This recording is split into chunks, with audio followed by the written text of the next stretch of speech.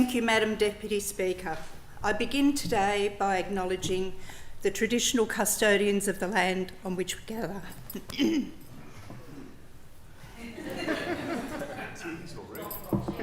The Gadigal people of the Eora Nation, and I pay my respects to elders past and present. I also acknowledge the Darug people as the custodians of the lands and waters surrounding Penrith. It is an absolute honour to stand here addressing you as the member for Penrith. I am both ecstatic and humbled by this privilege that the people of Penrith have entrusted to me. Penrith, I will not let you down. No. I also acknowledge previous members in our area who have worked for the city, especially those Labor members who have personally provided me with friendship and support over many years. The late Ron Mulock AO, Peter Anderson AM, Faye Lopo AM, the late Jim Anderson, Diane Beamer, and of course Prue Carr. I'm quite blown away by the crowd that have come today. Whenever I was asked about when my inaugural would be, I would respond with, "I'm not that interesting." Then someone pointed out that this is my opportunity to capture my story. So far, we've heard some amazing stories in this place, and I'm constantly reminded that everyone has a story. You just need to be prepared to listen.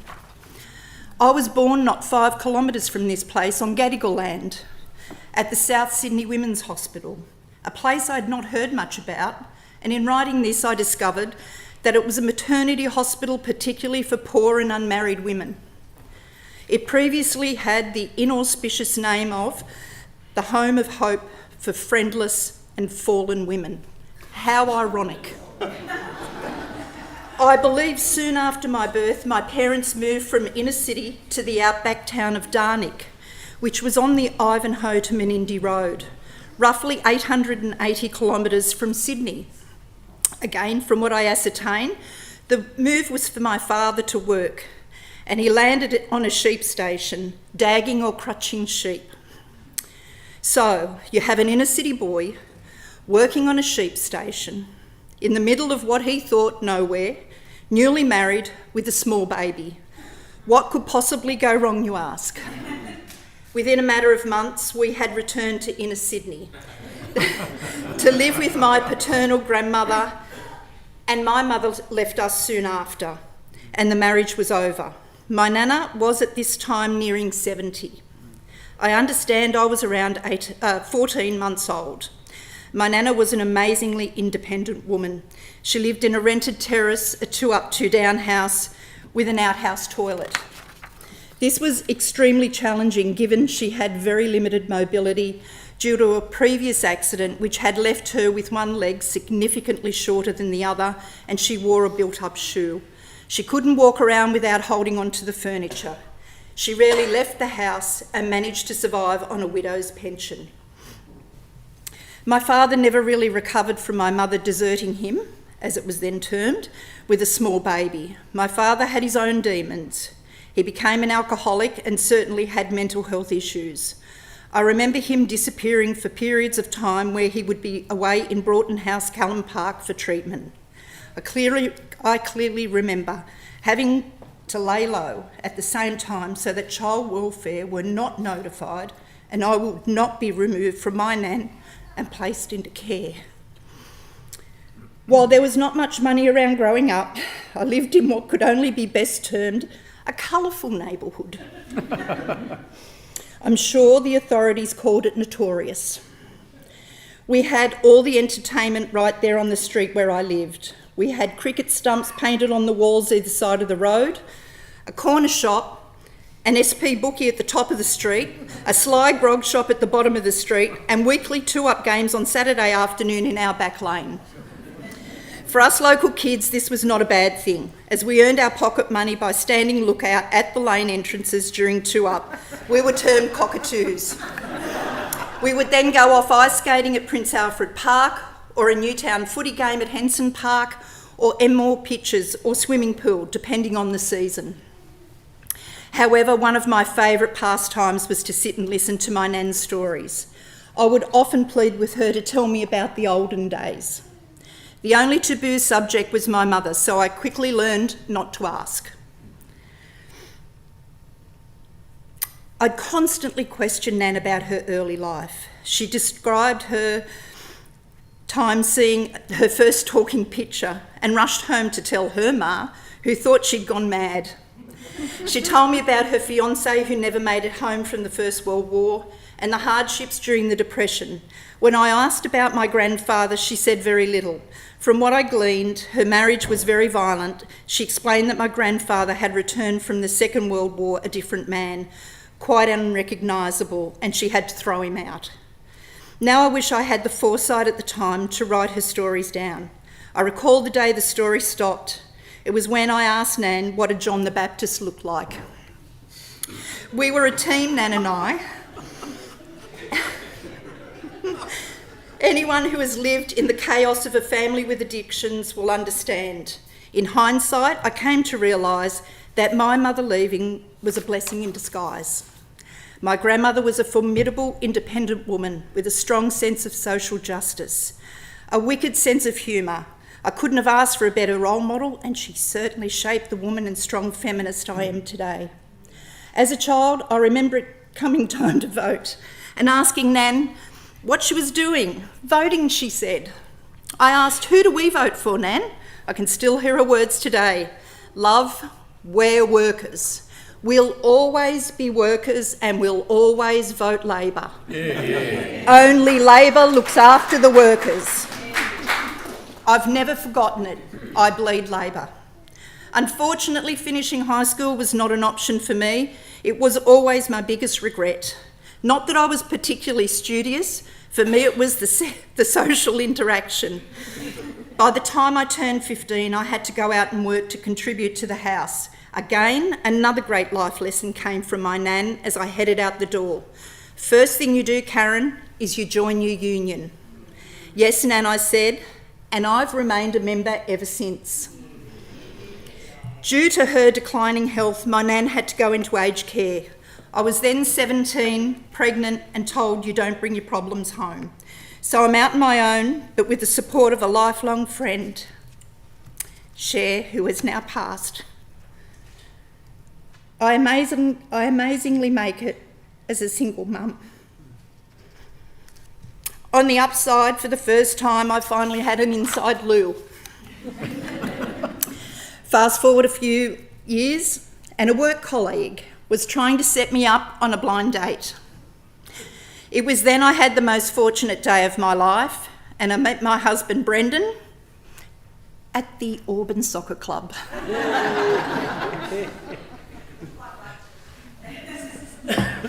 Our first date was memorable. When I came out to meet him, the car engine was running. And as he later confessed, he couldn't recall what I looked like and he was prepared for a quick exit.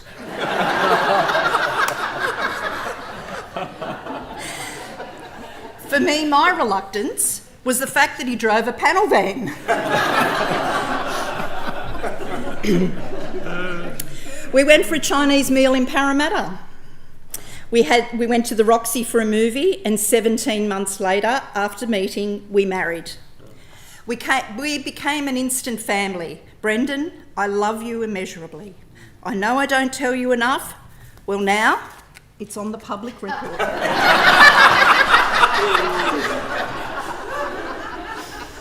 Brendan had emigrated from Northern Ireland 10 years before, and has always joked that he never thought about settling down until we met, as I was the first woman who had met his 3 criteria. For me, it was as superficial as he had long blonde hair and an Irish accent. So what were the 3 criteria? 1, I voted Labor.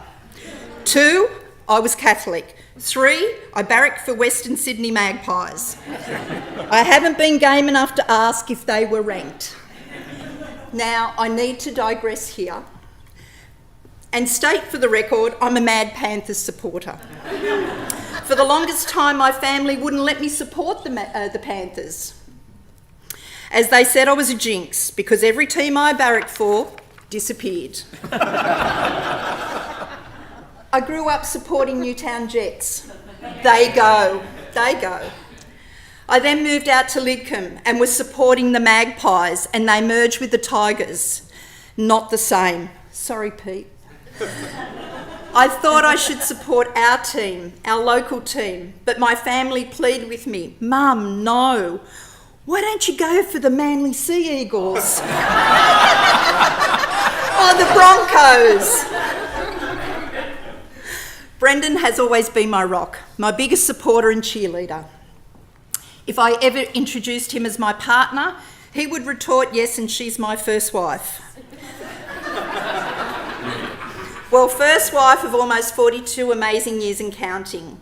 When I expressed a wish to go back and study as a mature student, it was Brendan who encouraged me. I was able to do a bridging course thanks to TAFE, and eventually a commerce degree at Western Sydney University while working night shift in the finance industry and having 4 kids. I am one of those statistics of which WSU is so proud, the first in my family to go to university. Thanks, Goff. We purchased our first home in Lidcombe, thanks to a Hawke government. It was a 2-bedroom weatherboard. We had a first mortgage, a second mortgage and a personal loan to make up the balance of the deposit. The week we settled, we had 4 kids, the sum total of $20 in the bank. It's become a bit of a standing joke in our house that when we talk about how I packed Brendan's lunch but only had 1 slice of ham left, so I cut it horizontal and deftly stretched it across 2 sandwiches. All was good until he went to add the salt and took them apart in the lunchroom with his colleagues. However, we were on top of the world. We both had jobs, we had our health, and of course, Labor state and federal governments. There's never a truer quote than good government can change lives. We quickly outgrew our Lidcombe house and purchased in Leonay, a suburb of Penrith. Brendan was a keen golfer and had played the Leonay course and loved it. I said I'd give it 5 years. So here we are 35 years later, and I wouldn't live anywhere else.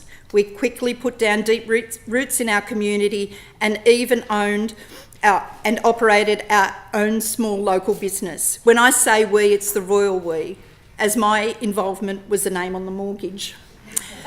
While I grew up without siblings or an extended family, I have been blessed with the differing families of friends and colleagues that have come into my life along the way. Not one of us here in this place could do this without the love and support of a lot of people. To all who have contributed to and supported me in this journey, I thank you. I need to acknowledge my extensive union family, from FSU, UWU, PSA, when in those first days where I was a delegate representing my colleagues in my workplace to organiser and industrial officer. I've met and worked with the most dedicated unionists who genuinely care about workers. It always disgusts me when I hear the demonisation of unionists. Unionists are people, our mums and dads, brothers and sisters and friends. They're the strangers who risk their own lives and turn up to the accidents on our roads or in our homes. They stock our shelves, engineer our roads and bridges, educate our children, answer our calls for help, pick up our waste, keep our lights on and transport us and our goods. We should never, ever take them for granted. Yeah. I'm eternally grateful that Lynn and Jeff took that chance on me and gave me the opportunity to work in this great movement. I've made lifelong friendships, Megan and Grant, Nitsa and Max, Lynn and John, Rose and Matt. To this day, we still catch up regularly for our bolshy lunches. Sharon Bailey and Anna Claude, I know you're only a phone call away. This has been an amazing journey, and what a journey it's been. Certainly more a marathon than a sprint. You see, it was more than 20 years ago I stood for pre-selection for the Penrith seat. But it was not meant to be, and instead I took a detour through local government. And as I'm fond of saying, everything happens for a reason. To my local government family, I acknowledge the dedicated councillors who strive every day to deliver for their communities. They do this with next to no recompense, but the intrinsic value of service to community. I especially salute all my fellow Labor councillors. I acknowledge the volunteer women of the Australian Local Government Women's Association who've worked for decades to advance women's representation in local government so that we resemble those communities we represent. When I was first elected, there were only 27% female councillors. We're now at 40%. We're not yet there, but the gap is narrowing. Again, lifelong friendships have been formed and across the political divide. Many I met during my first term on council, Daria Turley and Daryl Turley, who has travelled here today from Broken Hill. Mate, I hope you got your golf clubs in. To Julie Griffiths, who is now literally the other side of my brain. Bev Spearpoint, Kath Presty, Jackie Greenow, to my current colleagues, councillors John Thane, Robin Cook, Todd Carney, Ross Fowler and Trish Hitchen, our city is in good hands. To all those past councillors, especially Pat Shee, Kayleen Allison, Aaron Duke, David Bradbury and Greg Davies, thank you for your support and service. While I was first elected to council, someone told me beware, they come and take out your kitchen. My family believed that actually happened. I'm now worried that Parliament may turn up to remove something, and at this point I feel like it's my bed. When entering local government land, while I felt it was like coming home, it took me a good year to learn the language, and they certainly all spoke in acronyms. Our Penrith Council staff were immensely patient and helpful, especially Ruth Goldsmith, Louise Pachel and Jenny Pollard. Our staff are truly amazing. I've had the pleasure of establishing the Multicultural Working Party, Resilience Committee and Sustainability Champion for Penrith. Without the support of the staff, this would never have eventuated. We cannot underestimate the value that local government contributes, not just to community, but also to the political process. President of Local Government New South Wales, Daria Turley, has reminded us recently that 50 of the 135 current New South Wales parliamentarians have once been councillors, and this was a tribute to the community spirit of the MPs concerned and recognition of the fine political training ground local government provides. We shouldn't forget what strong partners they can be. Indeed, I've had the good fortune to participate on many different committees and boards with many of the current sitting members. To those that campaigned in the 2019 election but fell short, my Labor sisters, Mary Ann, Sally and Charisma, I was excited by your success this time round as I was my own. Same goes for Kylie Wilkinson and Donna Davis, the member for Penrith, who I've known many years, all fabulous Labor women.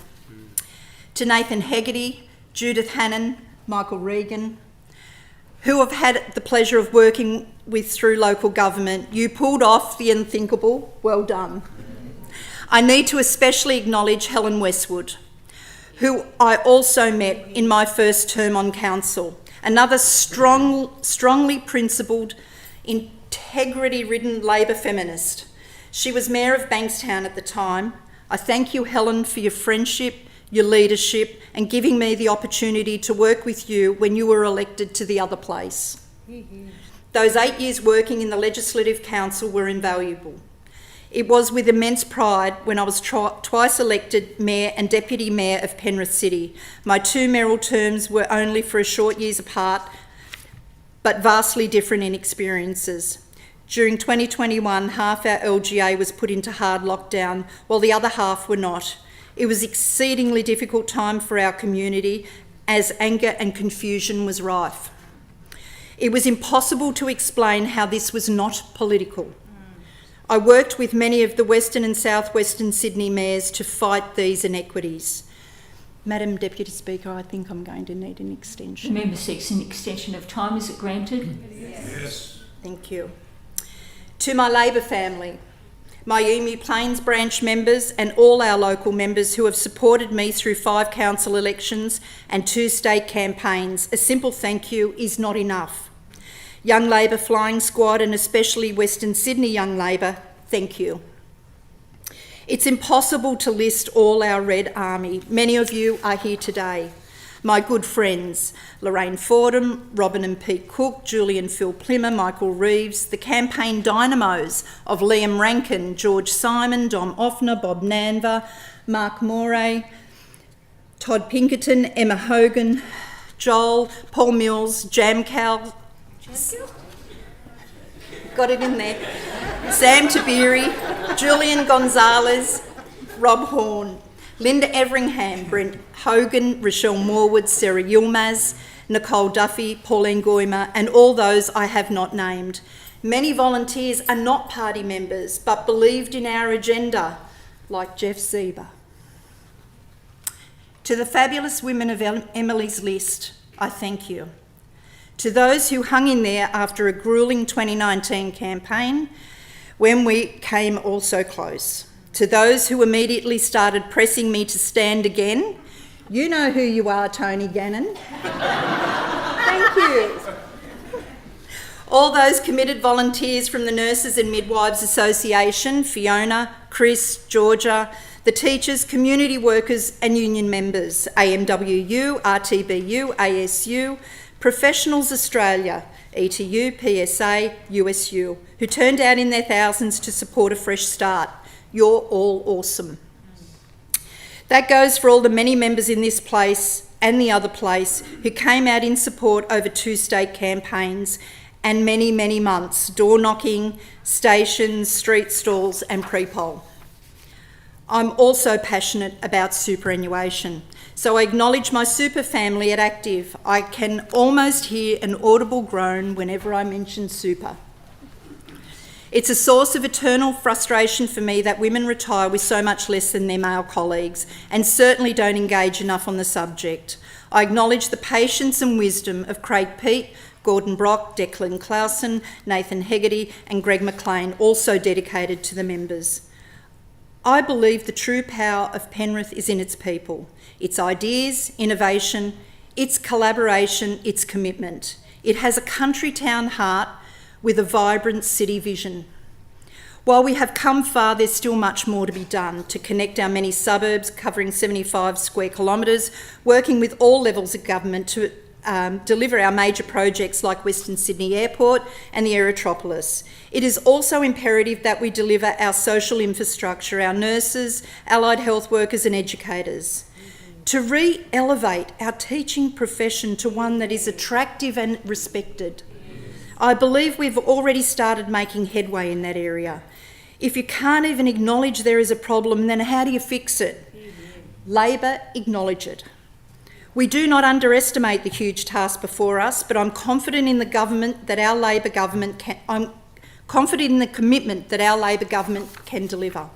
I'm so proud to be elected to represent Penrith, but also to a government that has such a positive agenda, to support our Premier's commitment to a treaty with our Indigenous brothers and sisters and work with our federal counterparts for the voice to Parliament. It is with great pride that I stand here in a government that is so representative, members with such rich life skills and experience. I have had many a positive comment on so many women members, 50% of whom are in Cabinet. I'm particularly proud of our Deputy Premier, Prue Carr.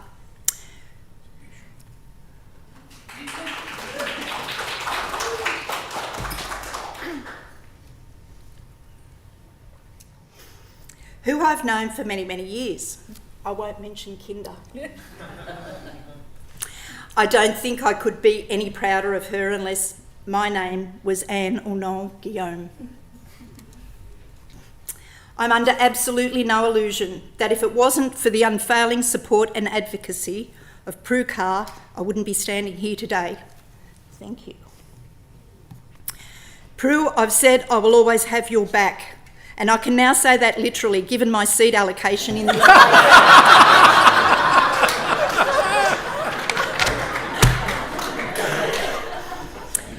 It's always toughest to talk about family. While I did not have much of a relationship with my father, especially when my kids were younger, in his later years he did get sober and we were somewhat able to reconnect. I know that he was extremely proud of the fact I'd become mayor, and he was certain that I would also become the Labor member for Penrith. My father, during his working life, worked for the Sydney Water Board in Bathurst Street, so saving Sydney water was somewhat personal for me.